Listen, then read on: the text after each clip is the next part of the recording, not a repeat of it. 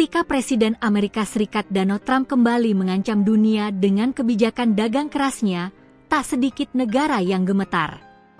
Tapi tidak dengan Indonesia. Meski diancam tarif tinggi hingga 32%, ekspor Indonesia ke negeri Paman Sam justru mencetak rekor. Apa yang sebenarnya terjadi? Bagaimana Indonesia bisa tetap untung di tengah ancaman perang dagang ini? Pada April 2025, dunia dikejutkan dengan pernyataan keras dari Presiden Amerika Donald Trump. Ia mengancam akan mengenakan tarif dagang resiprokal tinggi hingga 32% kepada negara-negara yang dianggap mengeksploitasi hubungan dagang dengan Amerika Serikat. Indonesia tak luput dari ancaman ini. Trump secara gamblang menyebut akan menghantam ekspor RI jika tak segera membuka pasar dan menurunkan hambatan perdagangan bagi produk-produk Amerika. Langkah ini merupakan bagian dari strategi America First yang Trump hidupkan kembali di periode kekuasaannya. Namun, apakah gertakan ini berhasil menekan kinerja dagang Indonesia? Faktanya justru mengejutkan.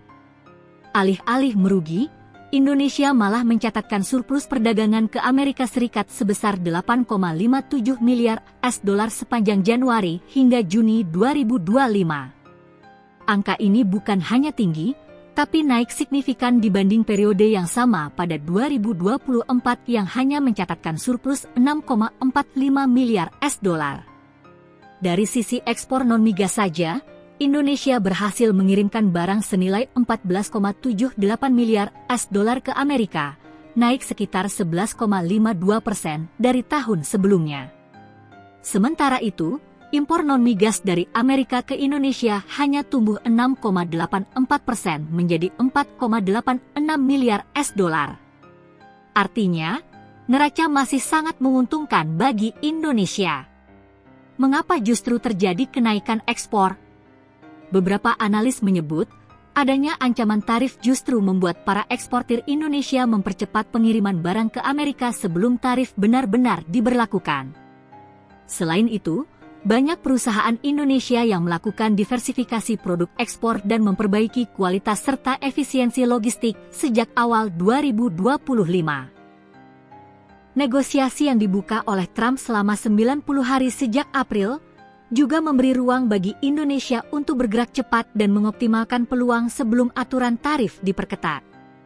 Setelah Juli 2025, Trump memang menurunkan ancaman tarif dari 32% menjadi 19% untuk produk-produk Indonesia.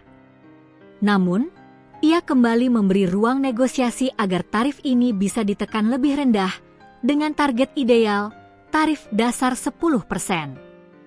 Langkah ini menunjukkan bahwa Amerika Serikat sebenarnya tidak ingin kehilangan mitra dagang penting seperti Indonesia. Apalagi, produk-produk ekspor RI ke Amerika seperti tekstil, elektronik, furnitur, dan komponen otomotif telah menjadi bagian penting dalam rantai pasok industri Amerika. Meski neraca perdagangan masih surplus, Badan Pusat Statistik (BPS) menyatakan bahwa evaluasi mendalam masih diperlukan untuk melihat dampak jangka panjang dari ancaman tarif ini. Apakah Indonesia bisa mempertahankan performa ekspornya jika tarif benar-benar diterapkan? Akankah Indonesia mencari mitra dagang baru untuk mengurangi ketergantungan pada pasar Amerika? Pertanyaan-pertanyaan ini akan menjadi bahan kajian lanjutan, sekaligus pengingat bahwa dalam dunia dagang global, ketahanan dan kelincahan ekonomi menjadi kunci utama bertahan. Apa pelajaran yang bisa kita ambil dari cerita ini?